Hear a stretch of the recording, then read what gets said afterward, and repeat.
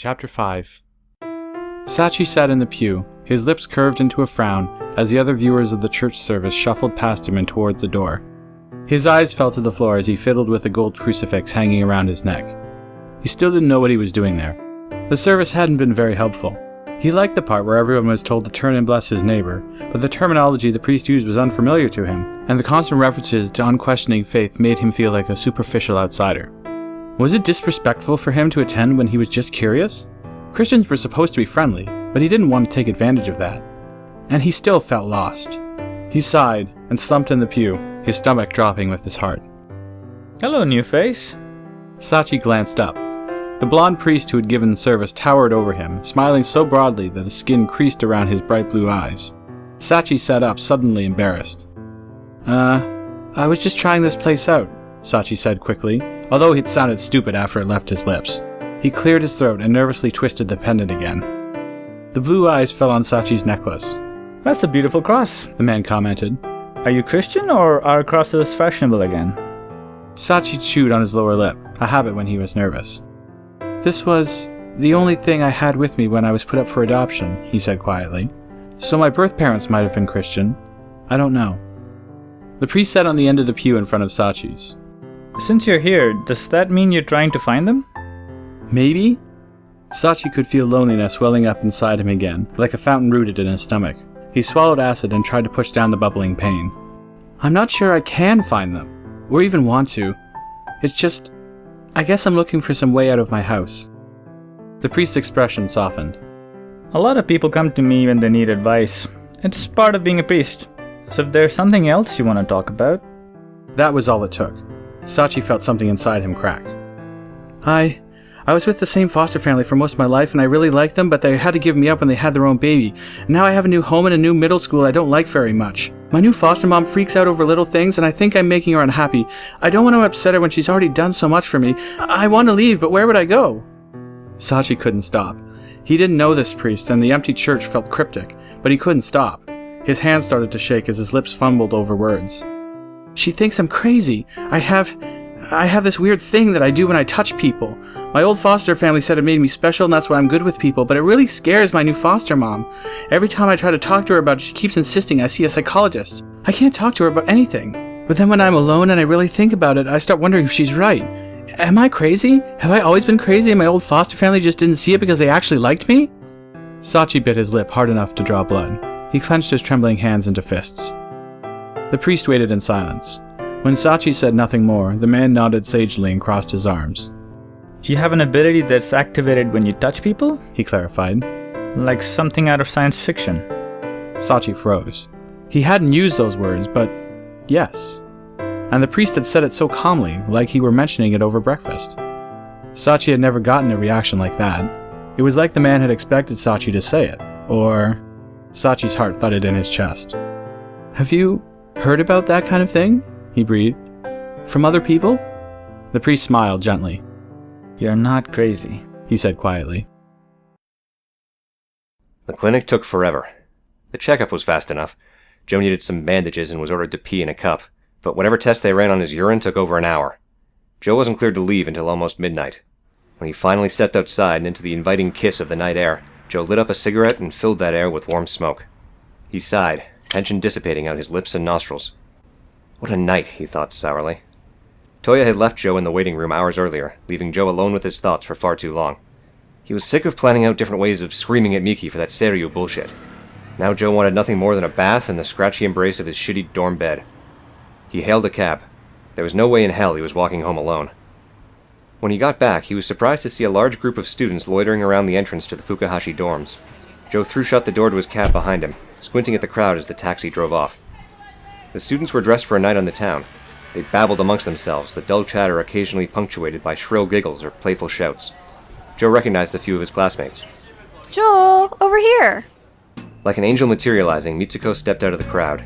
She had her hair pinned back, her long legs accentuated by a miniskirt and chunky leather heels. The tightly fitted blouse under her spring jacket had exactly one extra button undone at her chest. She smiled and gestured for him to come over. Joe felt his defenses falter. Damn it, he thought in defeat. I'm too tired to play games with her. But she looked so hot in that skirt, and the way her lips tightened into a smirk. Joe suddenly remembered something. He'd formulated a plan to deal with her. That was why he'd gone shopping in the first place. Joe mentally assessed his pockets. He had his new wallet, now chained to his belt, and a small package bundled in the opposite pocket. They were in a noisy crowd and Joe was visibly tired. This was actually a perfect opportunity. Feeling his spirits lift for once, Joe happily followed the beckoning siren. Mitsuko whistled as he approached. Look at you! She called, gripping both his arms and letting her eyes trail over him. Are you okay? Did you get in a fight? Joe shrugged. Something like that. She released him to dig into her small purse. Joe took the opportunity to light a cigarette. He offered her one, but she shook her head. I just had a breath mint. Here. She pulled out a small plastic tube filled with peach-colored cream. She offered it to him. Cover up. You're going to scare people with those bruises. Joe rolled the cigarette from one side of his mouth to the other. Let him get scared, he muttered. Mitsuko laughed at that. Aren't you the badass? She drawled. You get in an awful lot of fights, Joda. If I didn't know better. She flashed her teeth in a smile. I'd say you were an old-fashioned troublemaker. Joe shrugged. This was one of those rare times he didn't want to correct that misconception. Mitsuko's face fell slightly as she looked into his eyes. But honestly, She added, brushing one of the many bruises along Joe's jaw. be more careful. It's a damn shame to see a face like yours banged up. Her fingertips were warm. Joe enjoyed them for a moment, absently calculating how long it had been since a girl had touched him like that. Mai, Someone called from the group. can you come take our picture? Joe's eyes flicked to the girl nearby, who fiddled with a digital camera. She was petite and reasonably cute. Blonde streaks highlighted her long hair, which she'd pulled into a ponytail in the style of female jocks. She was slim, but her legs had some muscle to them. Mitsuko followed Joe's eyes. She raised an eyebrow at him. Is she in your class? She teased. Or is she your type? Joe shook his head. Not for me. My roommate has a severe crush on a girl named Mai. I was just wondering if that was her. Mitsuko swung her purse and hummed. Who's your roommate?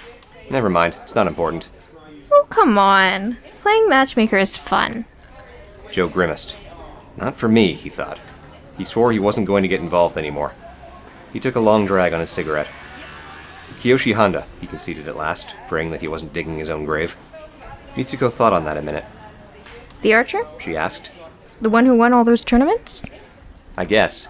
He doesn't talk about archery much. Joe puffed out another cloud of smoke. Mai's another jock, I take it?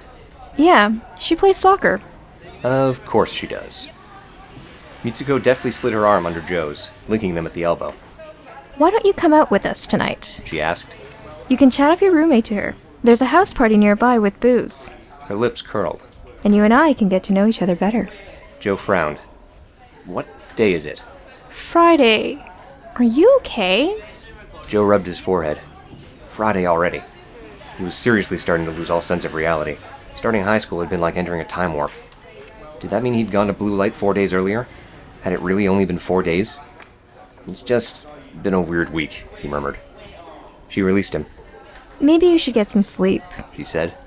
You sound like you hit your head. I did. A few times. He dropped his cigarette and ground it out on the concrete. He tried to blink away the jumble of thoughts crowding his brain. Can I get a rain check? Sure, but I can talk up your roommate to Mai for you, you know. I don't mean about that. He looked up. I want a rain check on you.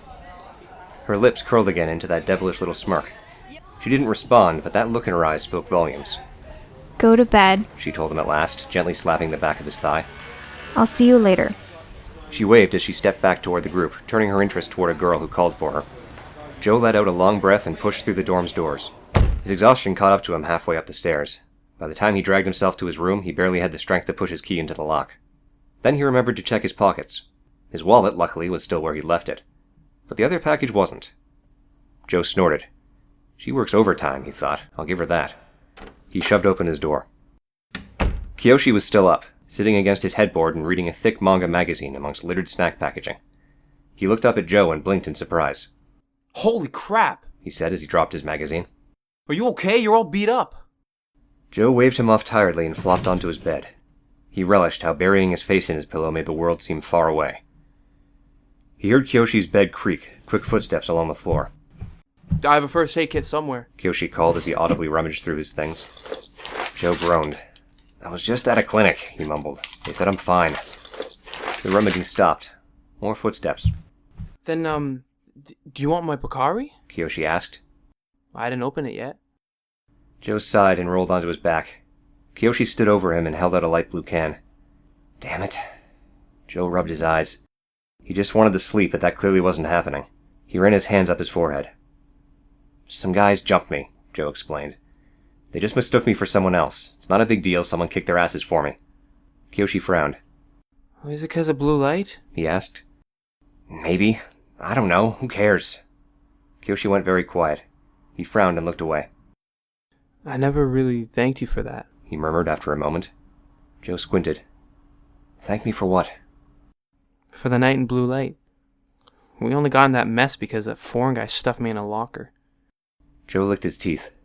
That was strictly true, although Kiyoshi being in the wrong place at the wrong time was hardly his fault.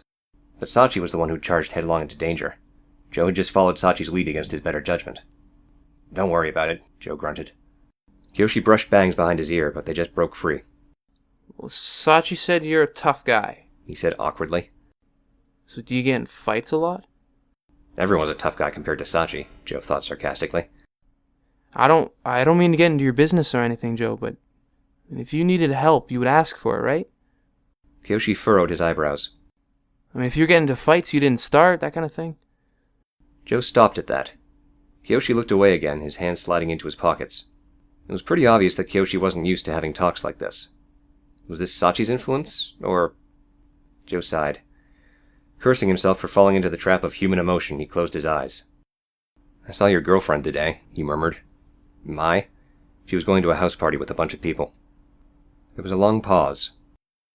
Oh. Kiyoshi murmured back. She's cute. Yeah. Joe rolled over into his pillow again. She's not out of your league, he mumbled into the fabric. There was another long pause. Then, quietly. Thanks, Joe. Joe grumbled into his pillow. Ayase fought. She fought as hard as she could. She kicked and wrenched her body in every direction, screaming and raking her nails ineffectually in the air. But the muscled arms around her head only tightened, locking her more firmly in the terrible grip. Stop screaming! The foreigner thug yelled. I'm not gonna... Ow! Ayase's shoe sole dug into his foot. His grip loosened briefly, then strengthened once more. Panic seized Ayase. The adrenaline shooting through her veins pushed her brain into overdrive as her survival instincts kicked in. She pulled in her arms and tightened dangerously. She had to break free. She had to break free. She burst her body into a million pieces. Ayase could suddenly see everything at once, her sight taking in 360 degrees. She saw the church floor sink far below as she surged towards the ceiling. She saw and felt herself fragmented. She was insects that blanketed the ceiling, a wave of black that spread toward the four corners of the room. The roaring buzz of her wings vibrated her antennae, effectively ringing in her non-existent ears. She was everywhere, split into thousands of tiny bodies so unlike her own. Her vision and hearing were dulled like she was underwater. She saw the foreigner and Daniel staring up at her, their jaws slack with shock. Her school uniform lay in a pile on the floor. They were truly seeing her now, seeing her for what she was. A monster. Holy shit! Came the fuzzy voice of the thug. You can turn into those things? A strange calm overcame Ayase. Her panic hardened as she stared down at the thug from millions of lenses and thousands of eyes. She felt her cloud of feelings narrow into thin, precise anger. But you knew, she thought. You already knew, and you were coming for me. It was his fault. She had done everything in her power to stay unnoticed, but he had torn through her personal space and hurt her. He had lingered in her dreams, haunting her, violating her, until the moment he could lay his dirty hands on her again, in a public church no less. This man who crammed teenagers into lockers so he could protect drug dealers. This man who forced her to change into her true form in a far more complete transformation than she had ever dared. This man... this evil man. This son of a bitch. Ayase wasn't scared anymore. She was angry. Ayase descended like a thunderstorm, a cloud of darkness shooting downward like pelts of deadly rain. She swarmed the man, his muffled cries registering on her antennae, and attacked him any way she could, with her fingers, with her teeth. But she had neither, and instead her spindly legs pushed uselessly into flesh, while her mouths, their sharp ends shaped like stingers, pierced him with victorious thick stabs. He jerked with every puncture, the skin twitching around her mouths. He cursed and tried to bat her off. His hands swatted some of her, leaving her to register fractured pain, but she replaced the damaged insects with fresh ones that seethed with rage. She dug her mouth stingers into him over and over. Stop it! He shouted. Shit, get her off of me! White fabric flapped at her, distracting some of her and knocking handfuls of insects askew. The priest had grabbed some sort of tablecloth from the altar and desperately tried to brush swaths of her off. Please, Daniel cried, thick and fuzzy through her antennae. don't hurt him. We didn't know. Please, I can explain. Didn't know? Didn't know? He was lying. He was in on this. They knew they had to. And even if they didn't, it was already too late. She swarmed in on the priest, piercing him on any exposed flesh. He screamed. Daniel would feel her rage. She got lost in some of the white fabric that he swept through the air, but there was plenty more of her. She sent more insects from behind him, above him. There was plenty to go around. She could hurt them both. Aise was tired of running. She had jumped off her own cliff, and she was dragging these bastards down with her. A dull scrape registered from the back of the room, a door opening she saw immediately. A drooping figure appeared in the doorway, half slumped against the doorframe. Who else is here? Aise wondered sharply. Her mind was clear and focused, a side effect of the adrenaline. She broke off a sizable contingent and swarmed toward the new threat, her stinger mouths aimed to attack. The new figure stumbled backward. As she surged forward, his fuzzy face took on just enough detail for her to recognize those terrified eyes. Kadayuki. She froze. All of her, every insect, halted their attacks. He's here again? She thought dumbly. But why? She'd exposed him to Daniel by accident. Daniel knew about the day Kadayuki had begged for help in the bathroom, and Daniel himself had said Kadayuki didn't seem to trust him. Why was Kadayuki still in the church? Maybe he didn't know about her betrayal. Maybe Daniel hadn't said anything, so Kadayuki still didn't know how much danger he was in. Maybe Kadayuki didn't know about the thug, and how he'd knocked her out in the back of a club. Maybe he didn't know Daniel was protecting a criminal who had a taste for hurting and stalking teenagers. He didn't know. She had to tell him. Run! Aise tried to scream. Run and save yourself! But her vocal cords were gone. All she could do was wave her antennae at him ineffectually. Kadayuki's trembling hand found a purchase on the wall, steadying him on his shaking legs. Watanabe-san. He breathed. Pain suddenly shattered her thoughts. The thug had taken advantage of her confusion to grab the tablecloth from Daniel, sweep a large clump of her to the floor, and step on her. His boots crushed her. She felt dozens of her chitinous backs breaking with a sickening crunching noise. Pieces of her twitched, flat and broken, their vision blackened by the suffocating cloth and the crushed lenses. Every one of her nerve endings screamed in desperation. She wouldn't let him win. She needed to regroup, reform, defend herself. Her trapped pieces fought against the white prison as he drove it against her tiny bodies. Daniel was screaming at him. He was screaming at her. In the doorway, Kadayuki stared up at her with his wide eyes. He cringed back, but he didn't run. He opened his mouth, but she couldn't hear if he spoke.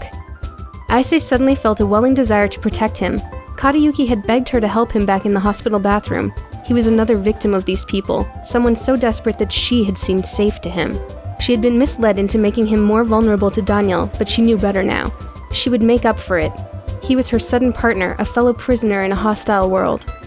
She swarmed around him protectively. He cried out and covered his face, cringing away from her.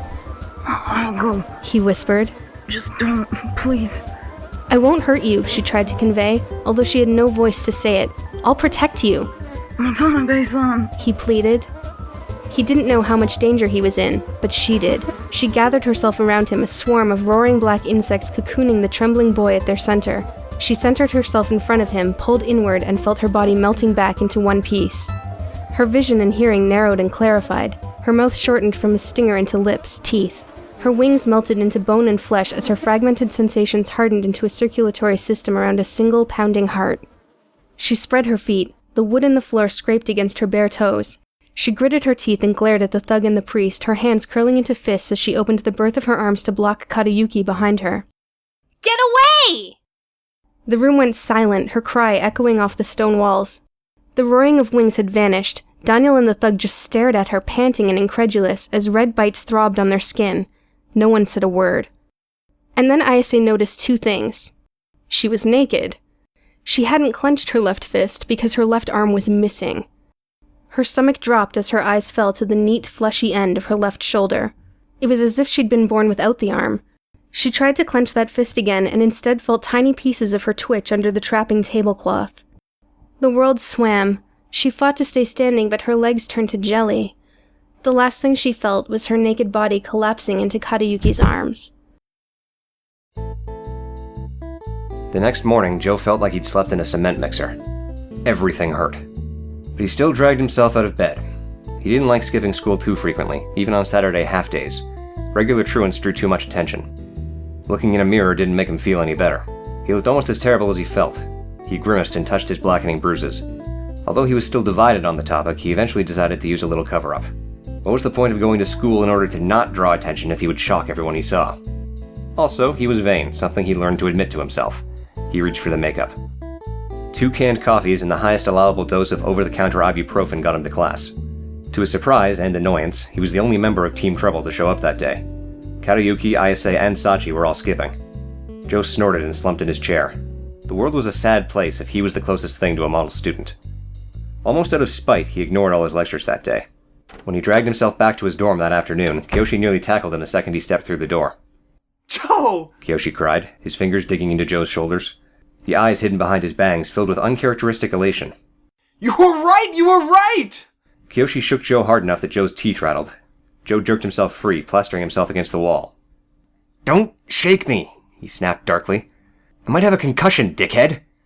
Kyoshi immediately backed off. Sorry. He blurted, bouncing a few steps back.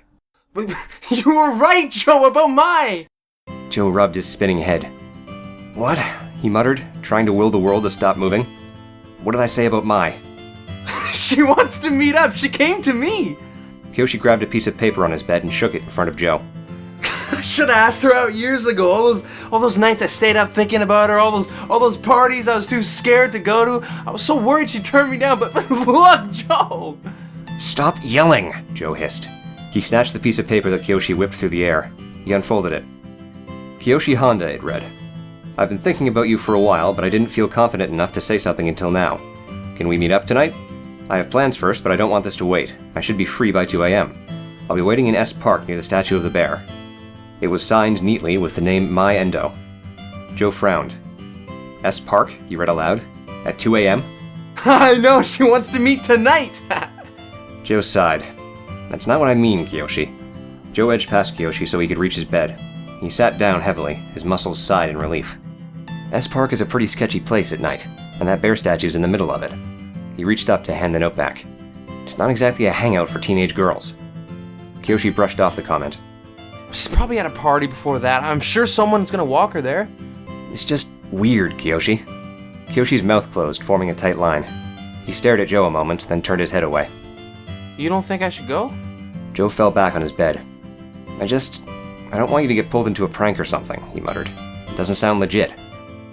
Kyoshi clenched his fists. Right. He murmured. Because it's more likely that someone's messing with me? Joe could hear some great emotion building up behind Kyoshi's voice. Too tired to want to deal with it, Joe threw up his hands. "I'm probably being paranoid, Kyoshi. Go if you want. It's just a little weird that she would contact you out of nowhere and ask..." Joe trailed off, a memory of the night before suddenly replaying in his brain. But I can talk up your roommate to Mai for you, you know. He paused. "Okay," he finally murmured. "Maybe she's not contacting you out of nowhere." Kyoshi jumped at that. Really? Joe rubbed one of his shoulders. "I sort of name-dropped you last night, with the girl who knows Mai. I guess she could have mentioned you." Any disappointment vanished from Kyoshi's face, immediately replaced with his earlier excitement. Really? He asked, louder. Joe shrugged. Kyoshi laughed and clutched the letter to his chest. Thank you, Joe! Ah, you're a good guy. You're a really good guy. The room phone suddenly rang. Kyoshi dove for it, which knocked the receiver to the floor. He frantically fell to his knees for it and shoved it against his face. Hello? He blurted. Joe sighed and closed his eyes. He heard Kyoshi's voice fall as it mumbled a negative. Sure, no, he's right here. The receiver touched Joe's chin. It's for you, Joe. Joe tiredly tucked the receiver against his ear. "Hello?" he asked. I underestimated you, Joda. Joe's eyes snapped open. He pushed himself to a sitting position. "I guess you got my number, Mitsuko-senpai," he said carefully. Yeah, along with that little surprise in your pocket. He heard a faint jingling on the other side of the line. The earrings look good on me. Joe felt his lips curving slightly. "I knew they would." So, I guess this means you're on to me. Joe looked up from his bed. Kyoshi was digging through his drawers, shoving an armful of clothes against his chest. He grabbed his towel and shampoo. "Go," Joe willed silently. "Give me some privacy." Like magic, Kyoshi glanced back at Joe and smiled brightly.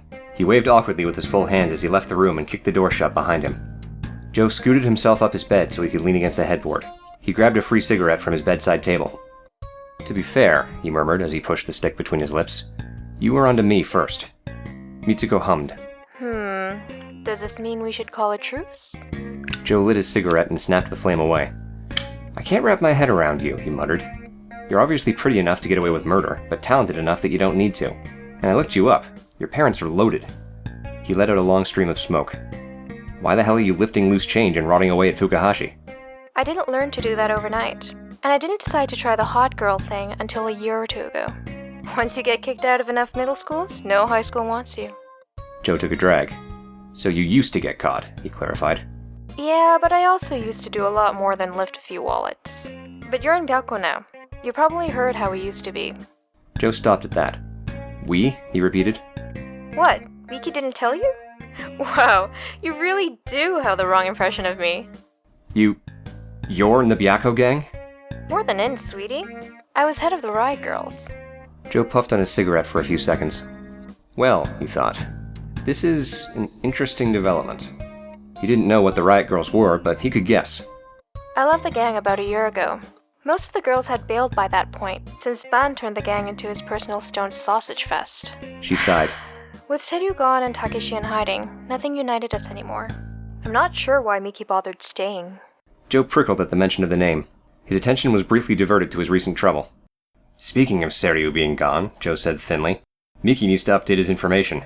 A group of Seryu assholes jumped me last night. There was a pause. Are you serious? Mitsuko asked. They saw my white watch, and they mentioned Miki and whatever his name is, your old leader. Takeshi? Yeah. Mitsuko whistled.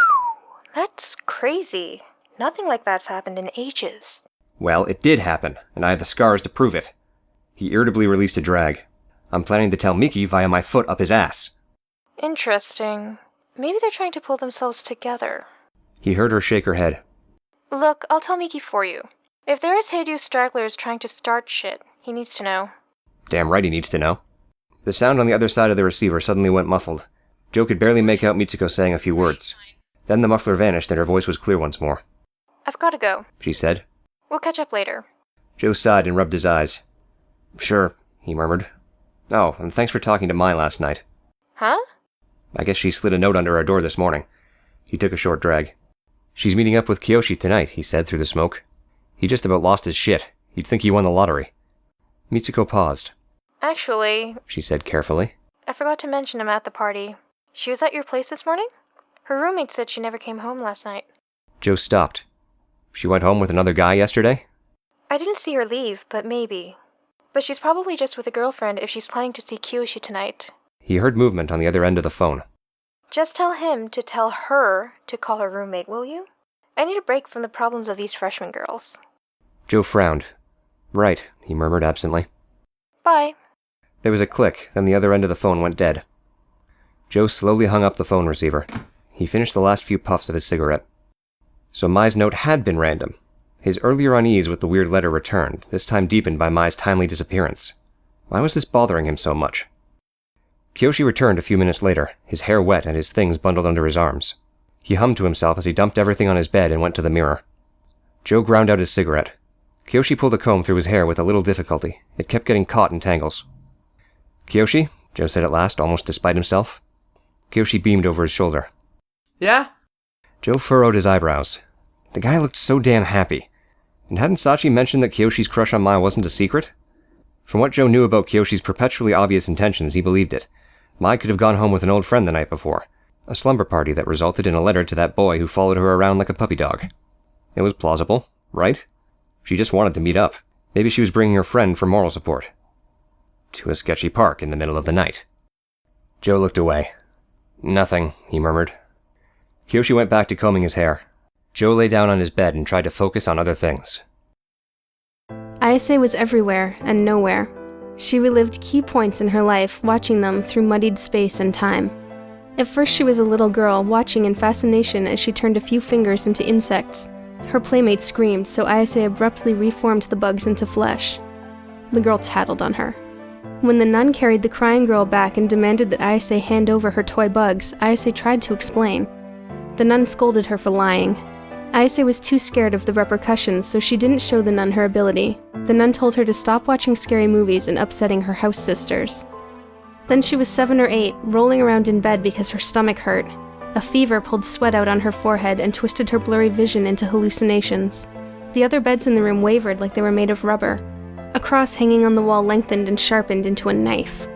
There was a loud bang from outside, and Ayase exploded into fragments, her vision suddenly everywhere and a dull buzzing filling her senses. She yanked herself back into human form, panting, and cried hysterically. When a nun heard her and ran in to find out what was wrong, Ayase couldn't answer. The nun gently squeezed her hand as Ayase choked on her tears. She was 12, experimenting in the bathtub. She knew she could turn her hands into insects, but she tentatively turned her toes to bugs, then her feet. A pounding at the door shocked her. She reformed her body as the head nun used her master key to get in. She ordered Ayase to get dressed, reiterating the house rule on spending too long in the bathroom. When the nun snapped, "The good little girls don't experiment alone," Ayase felt fear knot up in her stomach. She was in blue light, a hand clamped over her mouth and her body bursting at the seams. Her foreign attacker crammed her into a jar and shook her, making the world blur outside her compound eyes. She filled a church and smothered him, bit him, yet she still felt trapped and vulnerable, incomplete. Her roommate smiled and closed Ayase's fingers around a small canister of mace. Kadayuki fell to his knees and grabbed her blouse, tears rolling down his face.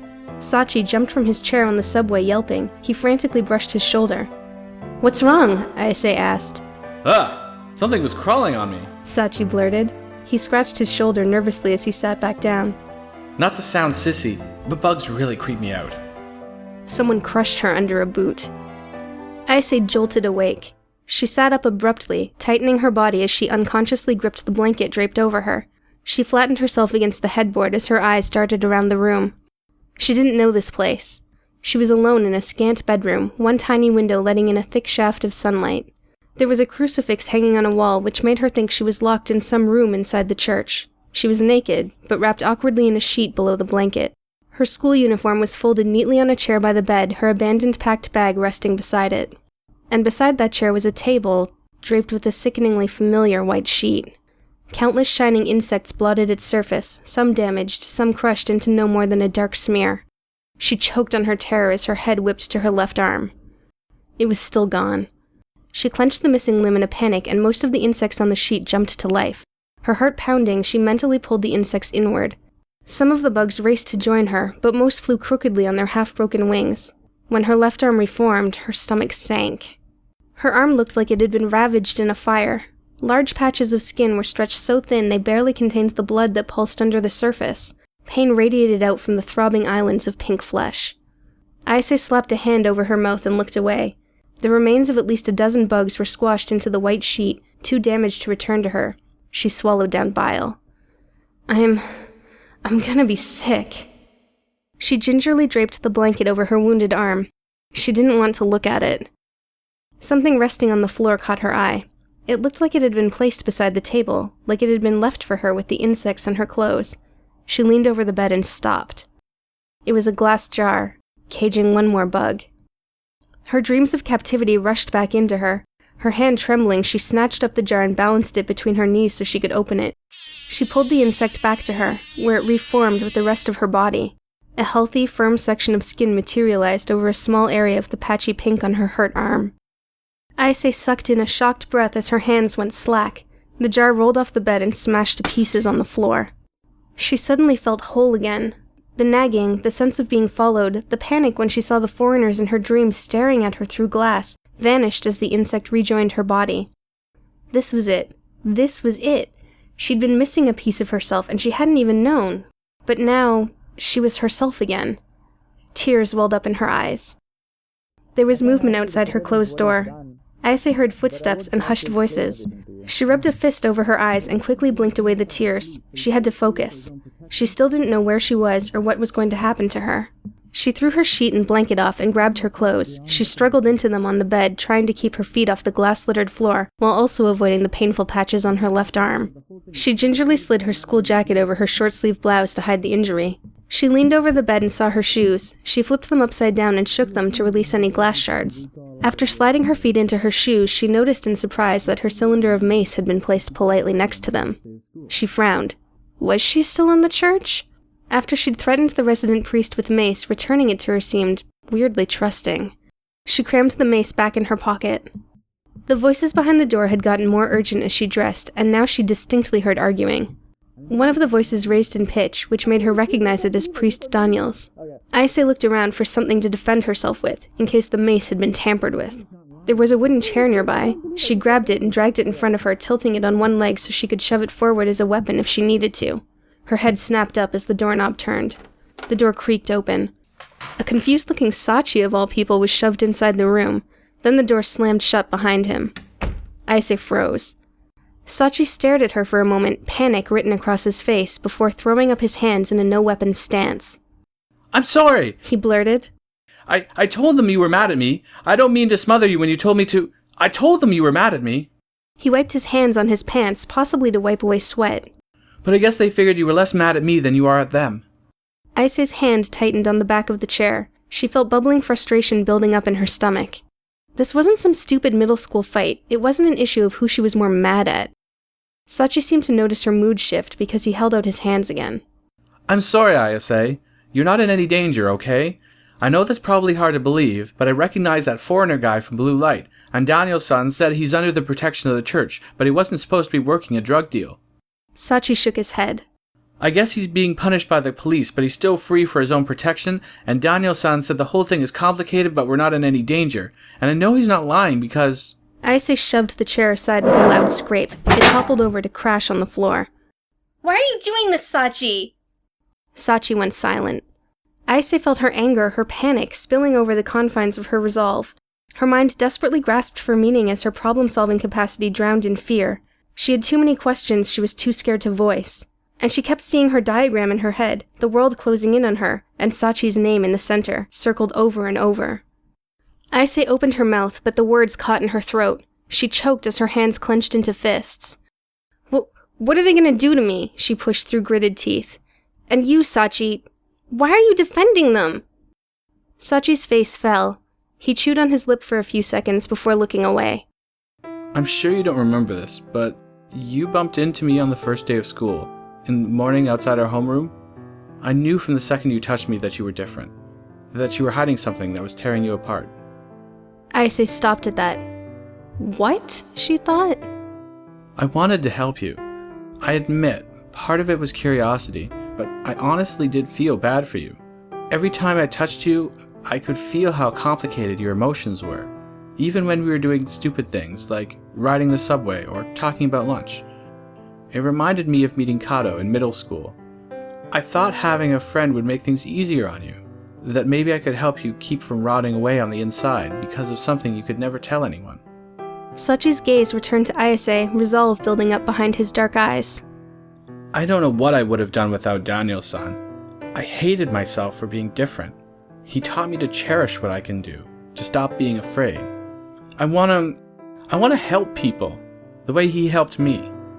Ayase stared at Sachi with wide eyes. Was this a confession? But of what? What was Sachi confessing? Different, she repeated. Sachi took a few steps toward her. Ayase cringed, so he stopped. I can show you if that's easier. He tentatively held out a hand.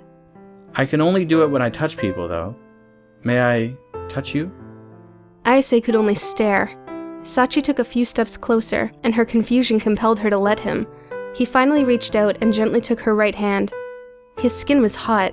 He rested his thumb, damp with sweat, on the back of her hand. Sachi frowned. You're confused. That makes sense. And you're mad, but that's fading. Like now, you're not mad, you're surprised. You're scared behind all of that, but it's not a clear fear. It's more like a muddy panic, a familiar kind of panic. Like something terrible happened to you and you're afraid it's happening again. Ayase jerked her hand free in shock. What are you doing? Was he reading her palm? He hadn't even looked at it. Was she hearing things? How had he pinpointed her feelings so exactly? With unusual forcefulness, Sachi reached out and gripped Ayase's hand again. He pulled it closer to his body. And now you're not mad at all, he said quietly. But you feel like you're going crazy. You're not, Ayase. He squeezed her hand. You can turn into those insects. I can feel people's emotions through touch. Daniel-san has an Arabic friend who can do things to people from far away. He took a step closer. You're not crazy, and you're not alone. Ayase stared up into Sachi's eyes. Something warm sprouted to life inside her, something new and hesitant and entirely foreign. It sent tendrils of warmth through her veins, loosening the knots that tied up her heart. But her stomach still clenched, afraid of what she was feeling. Don't be scared, Ayase. Do you feel that new one? That's hope. I know you're probably not used to it, but I went through the same thing. Thinking you're the only one in the world with your problem, and then hearing that you're not, and that it's not a problem at all. Ayase felt blood rush to her face. She looked away. She didn't like this. It was weirdly violating. Probably sensing that, Sachi released her. He shuffled a step or two backward, assumedly to give her space. I get it, Ayase murmured after a moment, and I guess they told you. About the bugs? Ayase nodded. Sachi sighed. I'm sorry. He murmured. I knew you were hiding something, but not something so major. No wonder you were freaking out so badly. He shifted his feet. My power's invisible, so it's not really fair to compare it to what you can do. Ayase's mouth formed into a tight line. This whole situation was so surreal. She was talking about her ability, with a classmate, someone she had met a week ago, someone who could relate because he had a bizarre ability of his own. Hope. Sachi clearly had a deeper understanding of the emotion than she did.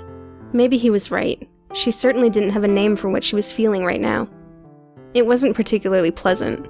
That new warmth inside her was coiled with fresh anxiety, a tightening fear of the unknown. It didn't make her feel better. But it's different. Considering her mental state of the past few days, any change was probably a good thing. Ayase swallowed down the bile in her throat. Someone knocked on the door. Ayase was grateful for the distraction. Hello? Priest Daniel called from outside. Is everything okay in there? He opened the door just enough for his head to poke through. From that distance, his face looked a bit puffy. He raised his light-colored eyebrows at Ayase, a silent repetition of the question. Ayase sighed. I won't attack you again, she said quietly. That seemed to be all he needed.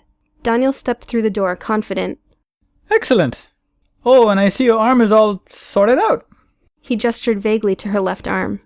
We assumed it was because you couldn't recall all your insects, so we recovered them all, but some were crushed beyond recognition. His blue eyes flitted to the white sheet draped on the table. And I see they're still there.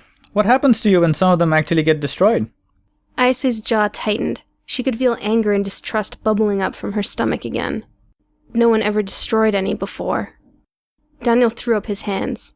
I'm sorry. He was attacking you in self-defense, my dear, and I begged him to stop. Please let me know if there's anything I can do to ease the pain he put you through. The priest sighed.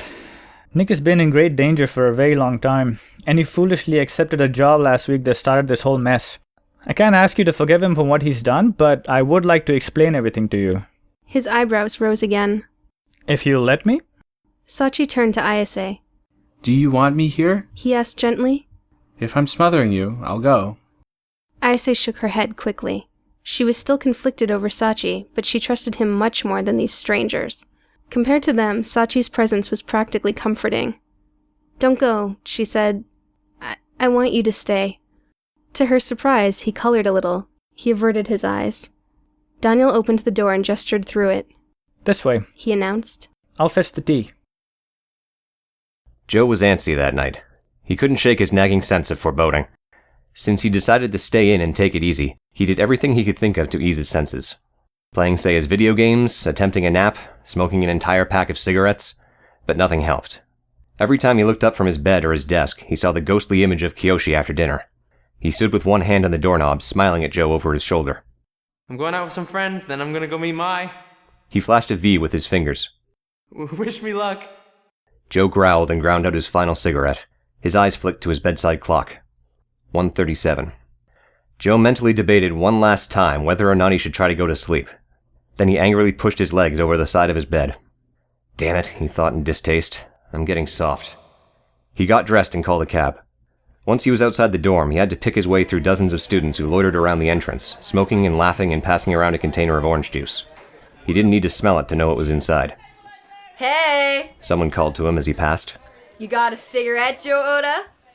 Joe resisted the urge to punch that one in the face. His cab pulled up moments later.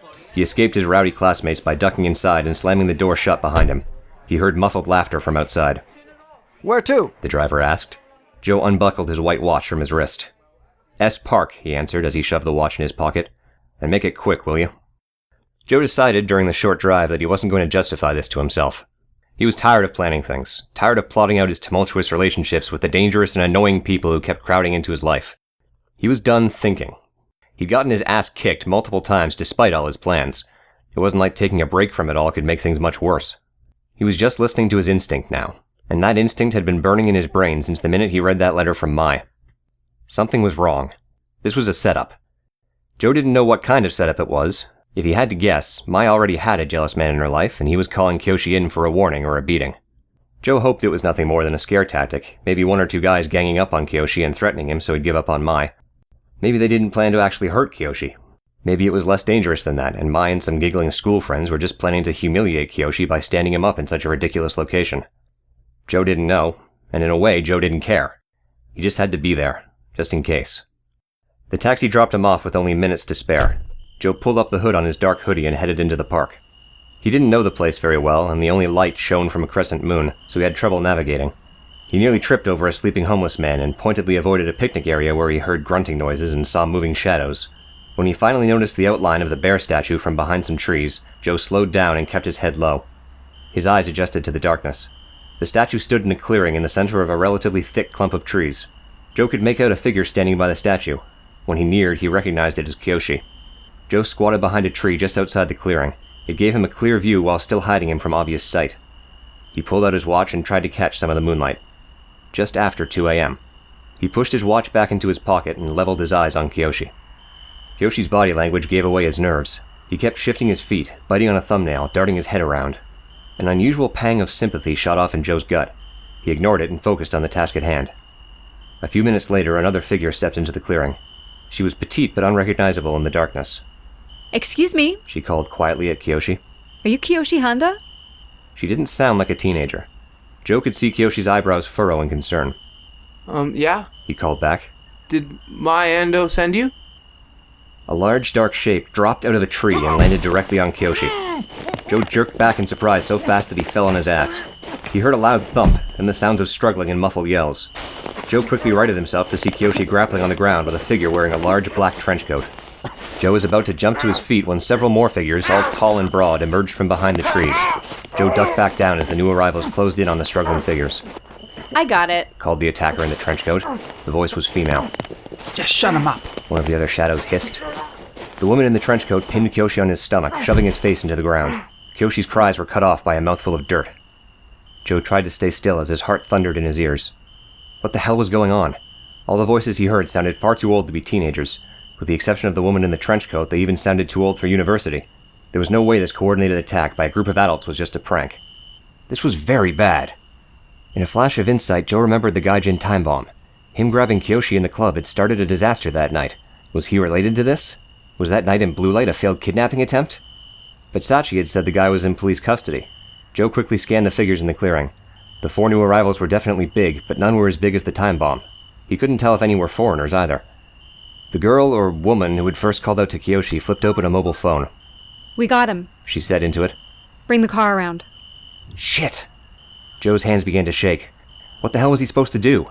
He didn't stand a chance if he ran in there, and he didn't have a mobile phone to call for help. He shrunk down as much as he could and tried to memorize details off of Kyoshi's attackers. One of them had a scar over his right eye. Another had a tattoo on his chest that peeked out from under his t-shirt collar. And the woman in the trench coat. She gripped Kyoshi's wrists behind his back and dragged him to his feet, several fingers shoved so deep into Kyoshi's mouth that Kyoshi audibly choked. When she nudged Kyoshi in front of her, Joe could see that the woman was Kyoshi's height, but rail thin. Keep it down. She hummed at Kyoshi. We don't want to hurt your little girlfriend. She slowly pulled her fingers from Kyoshi's mouth. Kyoshi coughed, trembling, but said nothing. The other woman murmured something else into her phone. As she gestured to the others, the woman in the trench coat gripped Kyoshi's throat with long, skeletal fingers. One fingernail scraped suddenly across the flesh, and Kyoshi winced. A trail of blood dribbled down his neck. The woman murmured something. The only word Joe could make out was taste, and ran a tongue along the trail of blood. Joe's stomach lurched. He covered his mouth as the moonlight caught the edge of her teeth. And fangs. The hand dropped from Joe's mouth. He stared, dumbfounded, as one of the other men barked at Trenchcoat to stop. I didn't just see that, Joe thought in disbelief. I didn't just see a lady with fangs lick Kyoshi's blood. Stop fucking around. Another man snapped as he dragged Kiyoshi out of Trenchcoat's clutches. He shoved Kiyoshi forward, one hand gripped tightly around Kyoshi's bicep, and jammed him into an awkward walk. The group dispersed slightly as Kiyoshi was forced to march out of the park at their lead. Joe scrambled to follow. He hung back as far as he could while still keeping them in his sight.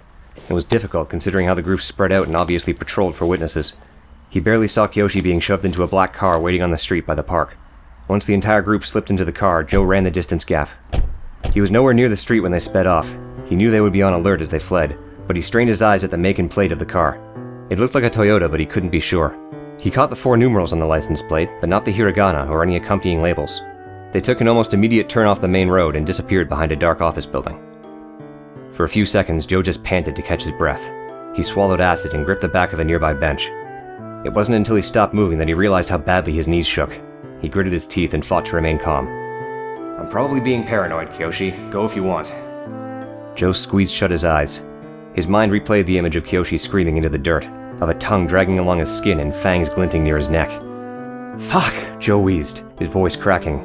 "Fuck! Fuck!" Beads of sweat rolled down his neck. He rubbed at them in a panic, his blood running cold. They fed Ayase first. She was starving, something she didn't realize until Daniel offered her toast. When she practically inhaled it, the priest smiled nervously. I'll make you something more substantial. The church had a tiny kitchen. Daniel started going through the cupboards, and Sachi, clearly too nervous to sit still, jumped up to help him. Daniel glanced back at Ayase. "Sandwiches okay?" he asked. Ayase sat stiffly in one of the chairs and didn't reply. She clenched her fists and glared accusingly across the table, at the giant foreigner who sat opposite her. He clenched his own fists and glared back. He looked like he'd battled a hornet's nest and lost. Big reddish welts stood out on his neck and face, as well as his hands, wrists, and anywhere else not covered by clothing. Ayase knew she'd gotten him under his clothes as well, so he probably had those welts all over his body. It was a satisfying thought. The priest had his fair share of welts, but they were smaller and sparser, and they didn't deter him from asking Ayase if she preferred mayo or mustard. "I don't care," she murmured, keeping her attention locked on the foreigner. The foreigner grunted and scratched at several welts. "Look, sweetheart," he snarled. "Like Daniel said, I only took that job in Blue Light because I needed the money. I didn't even grab that shaggy-haired kid. I surprised him and he hit his head against the wall. I just shoved him into a locker because I didn't know what else to do. And then you showed up." He shrugged irritably. "I don't know, I panicked and my army training kicked in. Since you turned into killer bees and stung the shit out of me, I'd say we're even." What Nick means to say, Daniel added sharply, is that he's sorry, Isakun. He took an immoral job and he'll never do it again. He pointed a butter knife at the man. Because the protection he's being offered is contingent on him following the law. Isn't that right? "Quit lecturing me, I get it." Army? Sachi looked up as he unscrewed a bottle of peanut butter. Of what country? Where are you from? Nick grimaced. "The United States military, originally. Though I deserted years ago, so I've had nothing to do with them for years." Ayase curled and unfurled her toes inside her shoes. Her mind was racing with questions, but she fought to harness them. She had to work through this logically. She had to stay on the defensive. A memory suddenly struck her. "Where's Kadoyuki?" she asked quickly as she looked around. "Is he still here?" Sachi sighed from behind her. He took off in the middle of the night. I'm trying to get a hold of him. Ayase sat bolt upright in her chair. "But he was there when I became the swarm. Will he—" She trailed off as she saw the look on Sachi's face. He shook his head. He won't tell anyone, Ayase. He dug a knife, clearly frustrated, into the peanut butter. He never talks about his own problems, let alone anyone else's. But we're pretty sure he has a supernatural ability. I can sense it on him, but he won't tell us what it is, and we can't figure it out. Ayase froze. Kadoyuki had an ability? I think Sachi-good recommended this place to him years ago. He usually just comes to pray. Kadoyuki had stared at her when she'd transformed, whispered her name. She remembered his terrified eyes and her desire to defend him. And now he'd disappeared again. But she suddenly saw the parallel between her behavior and his. The isolation, the hints of a paranoia that became all-consuming. She had assumed no one could help her because of her terrible secret. Maybe he figured the same. He'd let her in for a moment during his panic in the hospital bathroom, but his immediate regret and his behavior now implied that he didn't want her help. Sachi placed a glass in front of Ayase. I told you, there are more of us out there. Ayase swallowed. She felt slightly less guilty for telling Daniel about the hospital bathroom. If these people knew Kadoyuki had an ability, the news she brought them was probably harmless in comparison. She settled her gaze back on the foreigner. She had to focus on what was in front of her. "The insect in the jar," she said at last. "How long did you have that?" Nick's expression shifted slightly, from resentment to interest. He scratched his buzzed blonde hair. You must have released it in the club, maybe when I hit you. After I locked you up with your friend, I saw it on the floor of the hallway. He leaned back in his chair. Bugs aren't my specialty, but even I could tell the thing was unusual. It looked dead, so I bagged it and put it in my pocket. I figured I'd take a look at it in the lab. Ayase furrowed her eyebrows. He raised a hand at her unasked question. Yes, I have a lab, but I'm not going into it. Daniel rested a plate with a sandwich in front of Ayase. Nick is an accomplished chemist. He's researching a very important... Daniel! Not their business. Daniel tapped his mouth. Sorry. Nick crossed his arms. The bug seemed to come back to life inside my pocket, which was weird. I was so distracted by it that Sachi and your smoker friend got past me. That was when I decided the job was more trouble than it was worth and got the hell out of there. Ayase glanced at Sachi. He tensed his jaw as he sliced a sandwich in two. Good, Ayase thought. I'm not the only one who still hates this guy. I got the bug back to my place and tried to examine it, but it was going crazy, and I couldn't get it under the microscope. And then I accidentally squashed it, but it didn't die. So I tried to squash it again. He raised an eyebrow at Ayase. Do you realize how hard it is to destroy those things? I hit that thing repeatedly with a frying pan. It kept getting up, so I eventually decided to lock it in a jar and get other opinions. Ayase's palms began to sweat. You brought Daniel to look at me, she said slowly, and 2 other Japanese women, and a man with dark skin and green eyes. Nick blinked. Daniel spun around, the bottle of tea in his hand splashing internally. What did he just say? It was all starting to make sense. The stinging little headache, the feeling she was being watched, the dreams. She hadn't been dreaming at all. She'd been seeing the present through one set of blurry, compound eyes. My eyes become the insect's eyes when I turn into them. I just didn't know I was a bug somewhere. The 2 men still stared at her blankly. She briefly debated whether or not she should explain. Would giving them that detail be a mistake? I saw what the bug was seeing, she finally relented. But I couldn't make sense of it. It was only when I was sleeping, or... I guess maybe I wasn't always asleep, but just closing my eyes, if that makes sense.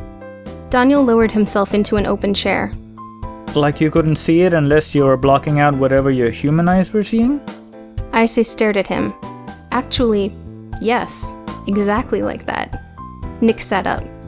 Your bug seemed to go in and out of consciousness. Sometimes I could wake it up, sometimes I couldn't. First time it passed out, I thought it was dead because I'd forgotten to poke holes in the jar. But then I woke up in the morning like nothing was wrong. I never poked air holes, and I never put in any food or water, but it still didn't die. Sachi leaned against the counter. Because Ayase didn't die. Daniel tapped his chin. They're not completely indestructible, he said. Nick proved that yesterday, unfortunately. But I suppose it takes a lot to kill them, and they don't have the requirements of living creatures on their own, if they're just extensions of Ayase-kun. He paused to unscrew the bottle of tea. If you see what they see, he said as he poured Ayase a glass. Do you feel what they feel? Do you hurt when they hurt? She pulled the cup into her hands. Yes, she replied coldly. Nick scratched at his welts. What happened to you yesterday? You got your arm back, but I destroyed some of the bugs, right? What does that do to you? I obviously didn't destroy enough to make you lose your arm for good. Sachi's expression darkened. Watch it, he warned as he took the seat beside Ayase. You really hurt her. You're lucky she's talking to you. Ayase felt a bit of the tension in her chest loosen. Sachi glared at Nick, supplementing her defense. It was encouraging. She was glad Sachi had stayed. Daniel folded his hands upon the table. We're just trying to understand her. I know this must be difficult for you to talk about, Ayase-kun. As Sachi told you, there are select people in this world with unusual abilities. The research of these abilities is usually kept out of the public eye. But even within that private body of research, I can safely say I've never heard of anyone with powers like yours. Ayase's mouth went dry. What do you mean? She asked. What research? Daniel sighed. It's very complicated, but it's similar to the more public study of very fine athletes. You've watched the Olympics before, haven't you? Ayase nodded. The men and women competing at that level are highly trained, but most were also blessed with unusual genetics that put them ahead of their peers. Imagine something simple like greater lung capacity, or something more complicated, like a body fitting the ideal surface area to volume ratio for a bobsled. Now take that a step further, and imagine being born with different surface area to volume ratio of organs and even cells. That could greatly affect the biological processes of the body, couldn't it? If your cells are very different from the average person's cells, you might not survive outside your mother's womb. Or you might be born with an altered biological system that allows you to pass the limits of the average human. Ayase paused. Are you talking about natural selection? She asked. Daniel beamed. Excellent. So you've learned about evolution in school. Sachi frowned. This is like that mutation thing you explained to me, right? Daniel nodded. Sachi is a relatively straightforward case. His ability puts him very clearly in the class of psychics. He was born with a neurological mutation that allows his brain to process things very different from you and me. He can read very minute changes in emotion through touch, which probably means that his brain is able to process the message he's getting from the nerve endings on his skin in a very different way. He tapped his fingers on the table. Psychic abilities are relatively common among the supernatural, since the mutation can be passed on to offspring if the psychic power doesn't provide a physical or social barrier to sexual reproduction. In the case of empaths like Sachi, the ability usually boosts sexual reproduction, since the emotional insight usually leads to improved social standing and more sexual partners than the average. Daniel trailed off, clearly noticing that Sachi had turned very red. He cleared his throat. Never mind. I'm not a psychic, am I? Ayase asked. Nick laughed without humor. Are you kidding? A simple brain mutation wouldn't explain how you can turn into a swarm of killer insects. He leveled his gaze at her. Insects I couldn't find in any textbook, by the way. And I went through a lot of textbooks.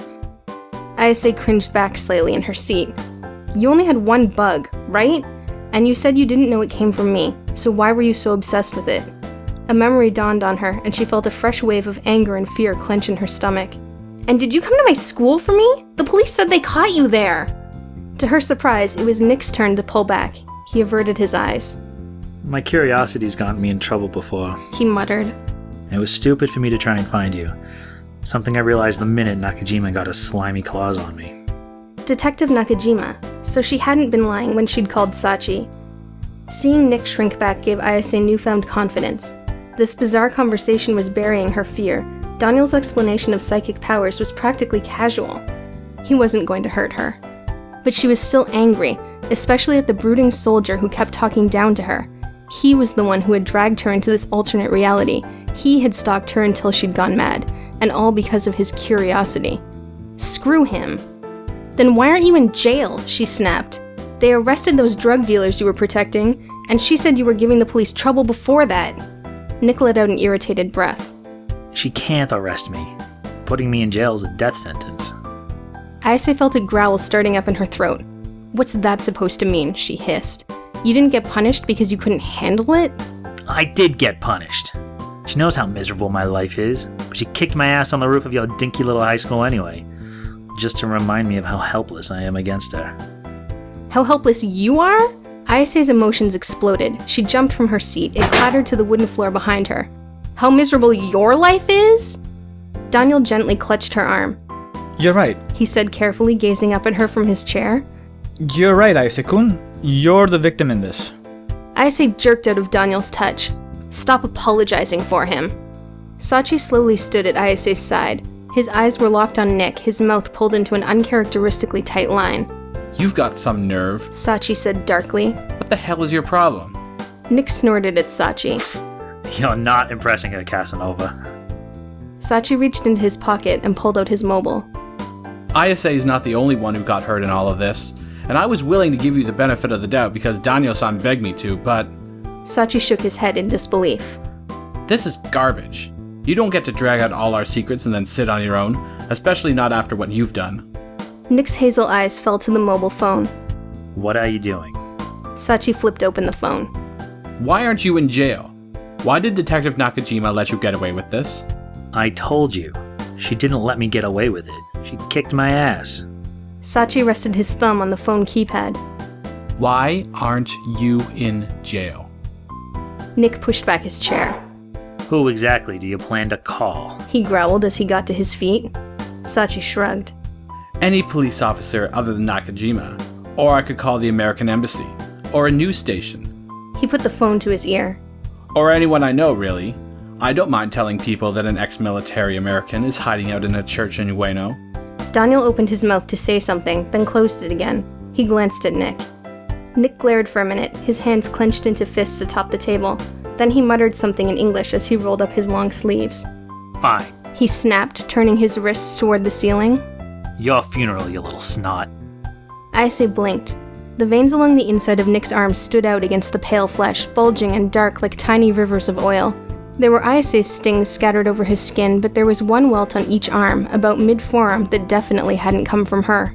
The identical welts were like tiny anthills of bruised purplish flesh with a tiny black scar at the center. The raised veins spread darkest from those welts and faded into their normal color over the elbow, leaving his upper biceps comparatively normal. It reminded her of a photo she'd seen in a book years before. Are those track marks? She asked after a moment. From heroin use? Nick grunted. No. He said as he rolled his sleeves back down. The stuff that gave me these makes heroin look like fruit juice.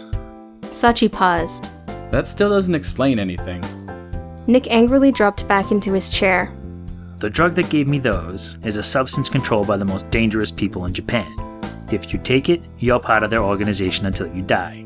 If you somehow escape their organization and the withdrawal doesn't kill you, then their lackeys will. Ayase exchanged glances with Sachi. He frowned at her and closed his phone. Daniel sighed. Nick has been hiding for these people for a long time. Those scars are like identification he can never erase. But he's also the key to learning more about the organization. Which is why we need to keep him out of the hands of the connected prisoners in jail. The church and the police are willing to protect him while he and his girlfriend... Jesus Christ, Daniel! Shut your fucking mouth! Lord's name in vain. Nick ran a hand through his buzzed hair. The less you know about me, the safer you are. The bounty on my head isn't exactly a secret in the criminal underworld, so nobody cares if you run into me. But if somebody finds out you know details about me, they could come after you. Sachi swallowed. He slowly slipped his mobile back into his pocket. It's okay. Daniel offered, spreading his hands on the table.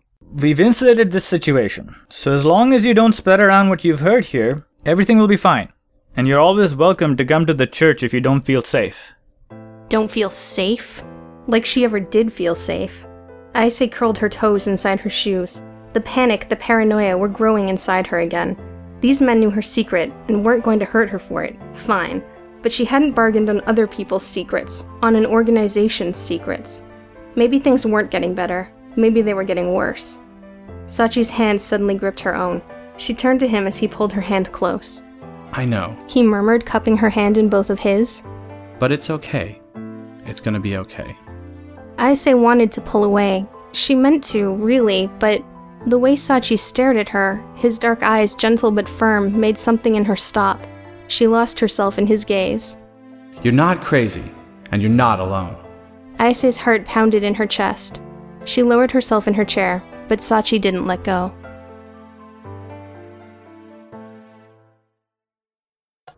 Police emergency. Joe gripped the phone receiver closer to his mouth. I need to report a kidnapping, he blurted. Please state your name and location.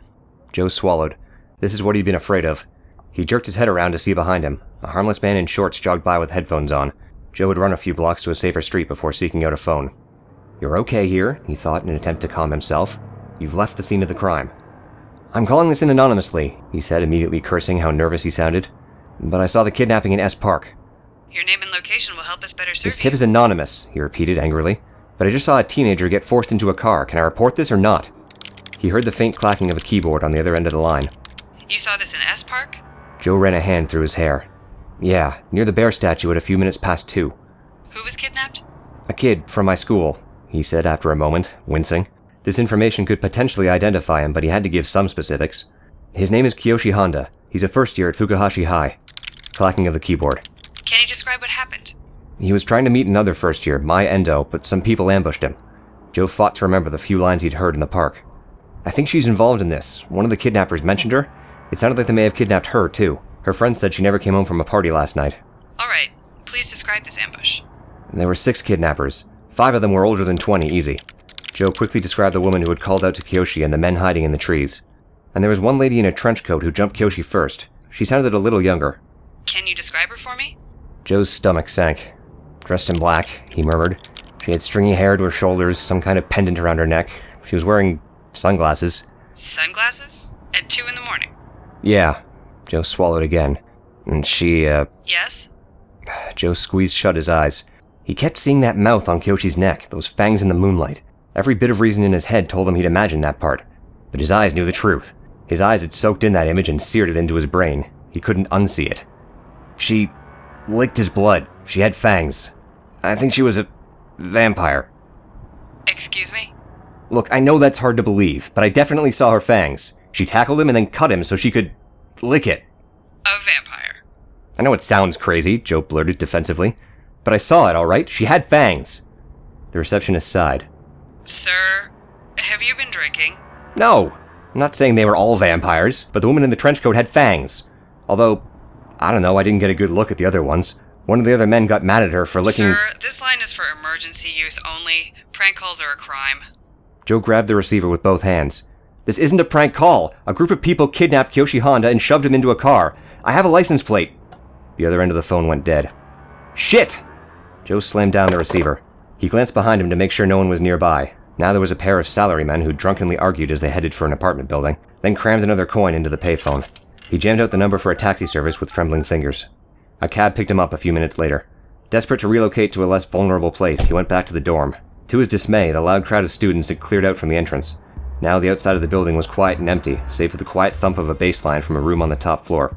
Joe's heart sank. He wished, very uncharacteristically, for a crowd of his aggravating classmates to appear. Their mostly harmless presence would have been comforting. I wish it was yesterday, he thought as he shoved open the doors.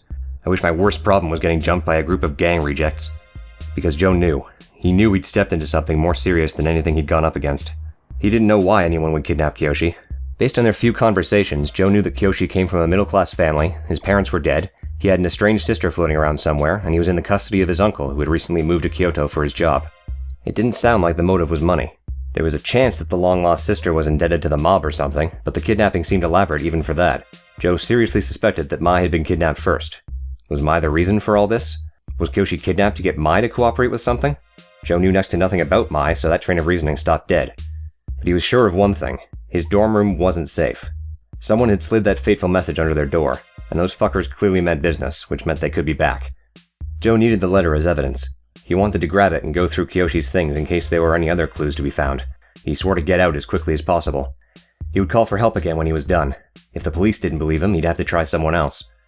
Joe's hands shook as he tried to unlock his door. He paused, took a deep breath, and crammed the key into the keyhole. Keep it together, Joe. Joe threw open the door to find the room exactly as he'd left it. He ran inside and locked the door behind him. After a second thought, he grabbed the wooden chair at his desk and crammed it under the doorknob in case anyone picked the lock. For the next several minutes, Joe threw open all of Kyoshi's drawers and searched for the letter. When he didn't find it, he went through the closet, ducked under Kyoshi's bed, and even pulled up Kyoshi's futon mattress. He found a rather tame porn magazine under there. Hasn't he learned to use the internet yet? Joe muttered as he flipped through. There was nothing tucked inside, so he tossed it onto the growing pile of Kyoshi's property. He couldn't find the letter. Cursing, Joe grabbed a box of cigarettes from his bedside table. He shook a stick free, slid it between his lips, and tried to think. The cops hadn't believed his tip. Insisting on anonymity did hurt Joe's credibility, but Joe had to keep his own safety in mind. If he was honest with the police and they somehow unearthed his pickpocketing habit, that would hurt his credibility just as badly anyway. No, he could stay anonymous. He just had to try a different reporting tactic. The letter would have helped. Joe cursed his luck. Kyoshi probably had the letter in his pocket. Would the police believe Joe without it? Maybe if he didn't mention the vampire. Joe shuddered. He lit his cigarette and took a short, panicked drag. His fingers shook. A vampire. He dragged again. Hell. It sounded crazy even to him. But how could he leave that out of his description of the kidnappers? It was pretty fucking descriptive. If the police wouldn't help, who would? Joe briefly considered Miki, but he didn't have a contact number for him, and Joe didn't have time to chase him down. Calling Mitsuko had the same problem. She had his phone number, but not the other way around. Sachi had forced his contact information on Joe, but this was way out of Sachi's league, and Sachi was anything but subtle. Subtle. Joe balanced the cigarette between his lips and yanked open his sock drawer. He rummaged through his loose change and pocket debris until he found the business card. He pulled it out and tilted it into the light. Toya Kamishita, the student advisor. Toya knew Kyoshi. He'd been sent after Kyoshi by the sports coaches, right? Maybe he'd taken Kyoshi on as an advisement case. Maybe he knew something about Kiyoshi that would explain this kidnapping. And Toya was tough. Weirdly tough. Joe couldn't forget the bodies littered around Toya when he'd saved Joe in that alley. He knew about gang symbols and rivalries, which meant Toya had at least a little practical street knowledge. Tokyo is what we call a hotspot, Joe-kun. It's very close to reaching its boiling point. Joe puffed on his cigarette. Probably more than a little. The police would prefer a testimony from a student advisor, and although Toya had been strangely pushy with Joe, he'd also implied that he was selective with the information he brought to authorities. He might be exactly what Joe needed to get this case to the police without getting his own ass thrown in juvie. Joe slowly ground out the cigarette on a nearby ashtray. His eyes lingered on the printed phone number as he slipped a new cigarette between his lips. Toya had insisted that Joe could come to him with anything. Joe had no idea why he'd drawn Toya's attention, but he swore it had started the minute he and Toya's eyes met for the first time. There was something electric between them, like they'd met before, like they were connected somehow. Joe's eyes rolled to the phone, which was why he was late to notice the sound of footsteps in the hallway. Something scraped in his lock at the same moment his doorknob turned. Joe whipped around and froze. He stopped breathing as the cigarettes from his box spilled onto the floor. Someone was outside, and they'd gotten through the lock. Shit! The doorknob jammed up against the back of the chair a few times. There was a pause, which became the longest half-second of Joe's entire life. His heart seized in his chest. The pounding on the door sent Joe leaping into survival mode. He grabbed at the nearest potential weapon, his huge biology textbook. He lifted it over his head like a crazed man with a brick. The cops are on their way, he lied desperately. Joe! Joe, are you in there? The cigarette fell from Joe's lips. It was Kiyoshi. For a brief moment, Joe thought it was a trap. Mai brought Kiyoshi, Kiyoshi would bring Joe. But his self-preservation instincts crumbled when he heard Kiyoshi start to sob. Joe, please let me in. Joe ran to the door. He pulled the chair from the doorknob and jumped back, his book still held high. The door swung open. A disheveled but unharmed Kiyoshi stood in the hallway. His hair was a tangled mess, his clothes and face streaked with dirt. He ran into the room and slammed the door shut behind him. Joe watched, dazed, as Kiyoshi rubbed a shaking fist into his eye and hiccuped. Joe slowly lowered his weapon. Kiyoshi, what happened to you? Kiyoshi whimpered as tears rolled down his face. They streaked lines down the mud smeared on his cheeks. Some people kidnapped Mai to get to me. They said I had 2 hours to tell my friends and family that I'm moving away forever, and there's this guy waiting in a car outside, and they'll kill her if I don't go back and work for them. And Joe, what do I do?